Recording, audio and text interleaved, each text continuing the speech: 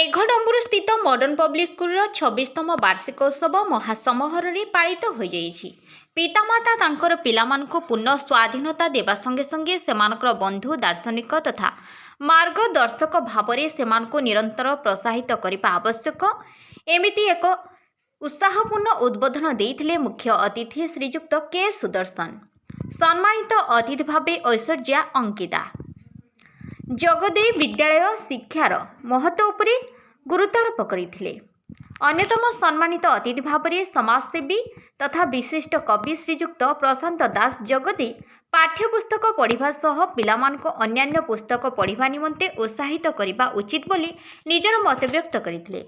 विद्यालयर चेयरमैन श्रीजुक्त सुशील राठी आम विद्यालय सर्वोत्कृष्ट शिक्षादान करिबा पई प्रतिज्ञाबद्ध बोली निजर वक्तव्य कहिथिले। विद्यालयर संपादक श्रीजुक्त शशिभूषण मिश्र आम पिलामानकु शिक्षा खेल अभिनय चित्रकला तथा समस्त क्षेत्र में पूर्णांग शिक्षा देबा पई आम अनुष्ठान सतत चेष्टित बोली मत व्यक्त करथिले। सभापति सोनील मदा पिलामानकु श्रृंखलित छात्र तथा सुनागरिक हेबा पई उद्बोधन देथिले। विद्यालयर युग्म चेयरमैन श्रीजुक्त संजय कुमार दास शिक्षक मानकर कठिन परिश्रम तथा आंतरिक उद्यम पाई आम पिलामाने विभिन्न क्षेत्र में सफलता हासिल करुछंती बोली निजर मत व्यक्त करथिले। परिचालना समितिर सभ्य श्रीजुक्त जुगल कुमार राठी एवं श्रीजुक्त अशोक खंडेलवाल मध्य जोग देथिले। कार्यक्रम प्रारंभ रे छात्र छात्री माने स्वागत संगीत गाई अतिथि मानकु स्वागत करथिले।